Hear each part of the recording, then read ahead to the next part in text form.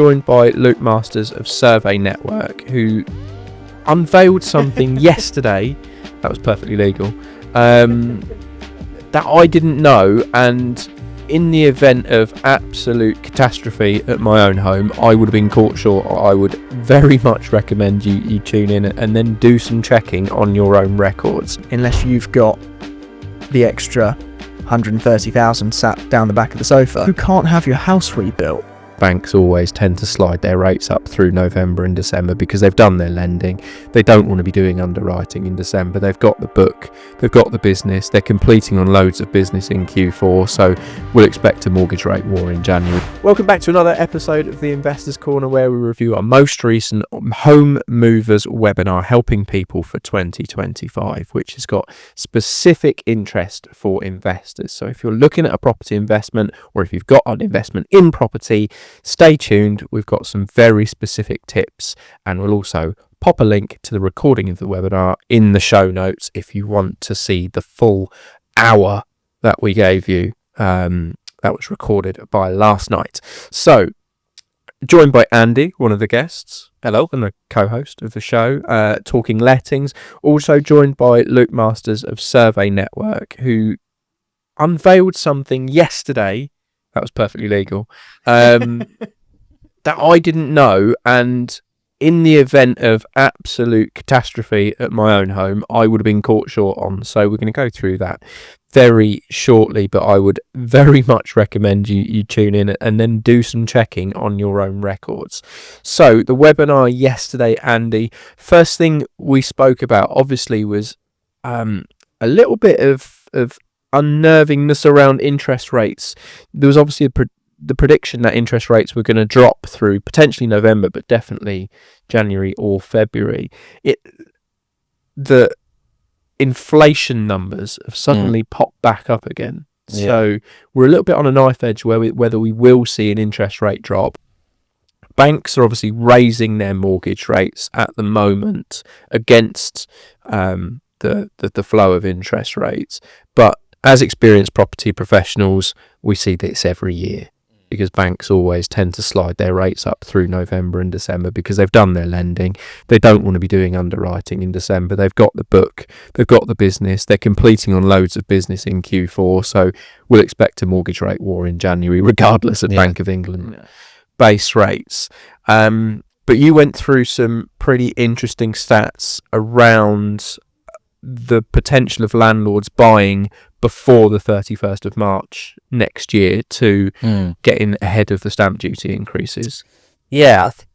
What I said in the webinar was that, look, if you're looking to buy a property as an investment or look to add to your portfolio, then in my opinion, it may just be worth holding out until the stamp duty changes in April. And the reason why I said that was because obviously there's going to be higher costs for first-time buyers because there's changes on their end for stamp duty, and for everyone else as well. So if they're in sort of the buying phase or looking to buy around that time, and now they've seen that increased costs for them due to the stamp duty changes, then there potentially may be some favourable deals out there for investors to come into those sort of first-time buyer properties like the apartments or the small sort of two-bed terrace properties.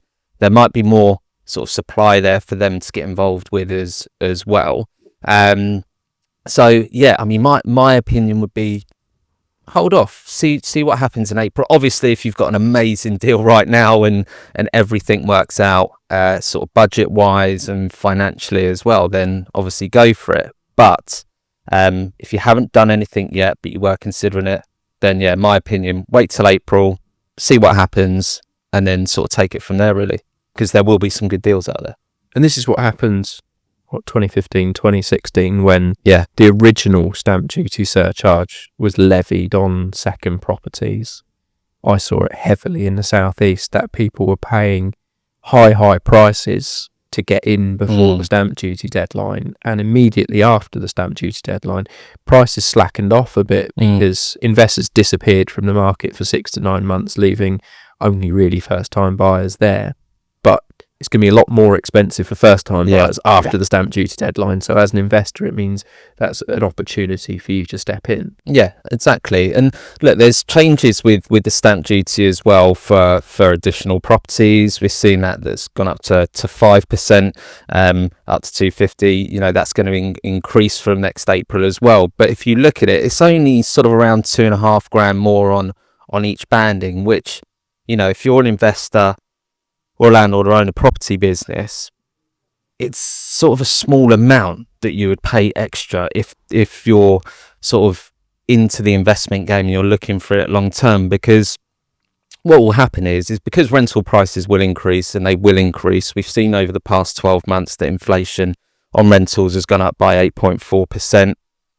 The outlook for the next 12 months is sort of that it will continue at sort of 4 to 5%. So you're always going to get a bigger return there going forward to make up what you've paid extra at the start. And because of the supply and demand imbalances, like I said, rental prices will just continue to go up. You know, lots of people still looking for rental properties. That's probably going to have effect in April, when you've got the first time buyers and others putting their plans on hold because of the additional costs that they've now got to pay. So they potentially may stay in rental accommodation or look to go into rental accommodation. So you'll have more people looking for rental property, which again is just going to push the rental prices up. So yeah, I mean, if you're an investor, although there's stamp duty changes, it's not much. You can make it work. So for me as an investor, it all seems pretty okay to me. So it's going to be a tax that raises revenue rather than kills a market. Moral of the story? Is that what we're saying? Yeah, I think so. Good for the government, eh? If it doesn't, I guess that's the balance they try to strike. Yeah. Is can we raise taxes without killing a market? Because that means they get a double win. Yeah. The irony of the last stamp duty holiday was more stamp duty was raised during the stamp duty holiday than when there wasn't a stamp duty holiday, because it increased transaction levels so incredibly high that they ended up collecting more stamp duty than they would do on a normal period. So, Luke, let's jump across onto a totally different topic, which is from the world of surveying, something where you've been asked to do a lot more surveys recently on behalf of insurers and mortgage lenders, which is the rebuild cost assessment. Indeed. It has about 14 different names, depending on who you speak to, but reinstatement cost assessment, rebuild valuation, it's got umpteen different names, but essentially it is the cost in the worst scenario to deal with demolition, clearing of site, and rebuilding the property to its previous condition, whatever that may have been. And we've been asked to do an awful lot more over the last 2 months, I'd say. Probably 500-600% more. It's one of those where it's just a marked, obvious difference. And that's predominantly due to the fact that the insurers now, across all markets of residential and commercial, are looking at their books and assessing how much risk there is in that book. And it comes down predominantly to underinsurance and volatility in the market. If somebody took an insurance policy with Insurer A in 2015 and they haven't moved since, and it's just crept up on what they're insured for, or on a RPI increase, that doesn't reflect the market volatility over the last decade or so, with government changes, wars, Brexit, etc. It's just not been priced in really on an RPI level. The inflation on build costs has been incredible. The materials and labour, and I'm in the middle of doing work to my house personally, and the cost is mind blowing. We bought the house to refurb. I almost sold the house and bought another one. Just that was refurbished, because I was looking at what I'd paid for mine and what one of my neighbours had paid for those, and I was like, I have got a deal. I have done the deal of the century. And then the quote came in from the builder, and I was like, I've not done a deal of the century. I've done an average deal. I've done an average deal, and I've now got to do the work. Yeah, and Which I've got a takes big hole time. in the back of my house now, as we come into December. So mate, it's changed the way people look at it. And we did a live example on my own property. We did indeed, yeah. And you think the rebuild cost assessment, which was generated purely by an algorithm at the insurer, no one was spoken to, and there was no personal assessment. You reckon I might be about 30% under? Yeah, which is actually pretty much national average, apparently, according to all the big insurers. To be fair, to build what I want to, what I am building now, would have probably cost me 30%. So It's the variance is wild, but the insurers have essentially taken a sample of their books and they've gone, we reckon 80% of people are underinsured, which is wild. Wow. As far, I mean, it's 4 out of 5 clients. Yeah, I need to check mine. It's and the level they think they're underinsured. So I don't know. Let's say your property's going to cost 400,000 to rebuild. Let's just pluck a number out the air. They are essentially saying that they believe that most people are only insured somewhere in the region of 65 to 70% of the actual cost to rebuild it, which the worst to happen is obviously very unlikely and it's very rare. Should it happen, it leaves you with a massive financial hole where essentially, unless you've got the extra 130,000 sat down the back of the sofa, you can't have your house rebuilt.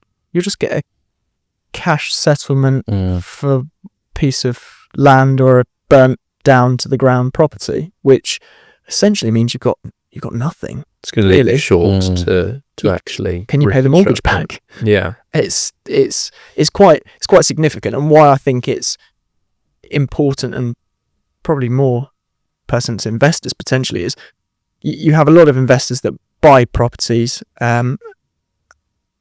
Something like a HMO being a great example. There'll be a condition on the mortgage to purchase the property, and it might be a 3-bed semi, and then they make it into a 6, 7, 8 bedroom sui generis HMO, spend a load of money on it, put a load of en suites in there, some Veluxes, loft conversion.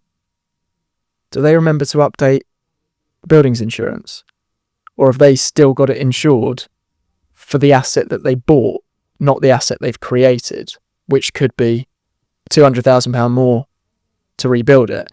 And the thing to be really cautious on this and just double check what you're actually insured for is, obviously in your investment properties, you don't live in them. So typically you find out about problems much later down the line than you would in your own home, or problems that start as a small problem. By the time they become a big problem, that's potentially when they get reported to you, unless you've got really frequent property management, or alternatively, you've got a tenant who's super proactive on communicating.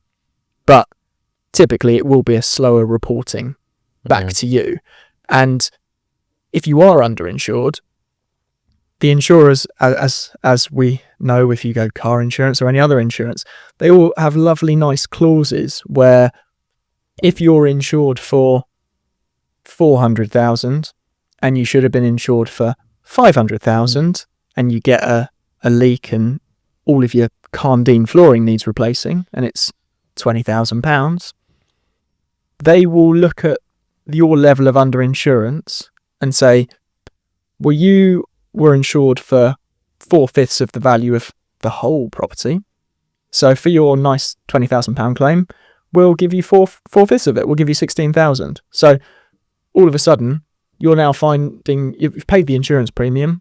You thought you're insured. Now you've got to find £4,000 to deal with your investment property, which is going to wipe out an awful lot of the profit for that year, if not all of it. So it's something just to be aware of for investors, to make sure that you don't see your properties daily, your agent doesn't see the properties daily, your tenant quite obviously does, but just make sure that you're protected, because should the worst happen, you don't want to have built up a lovely portfolio that's cash producing. It's doing what it needs to do. It's a nice retirement fund. And then the worst happens. A property has a fire, or a neighbouring property has a fire that affects your property. And all of a sudden, your insurer turns around and goes, yeah, you're going to have to find 100,000 because you were underinsured on your property. So you go remortgage all your other properties because you're going to need to put your hand in your pocket to finish this off.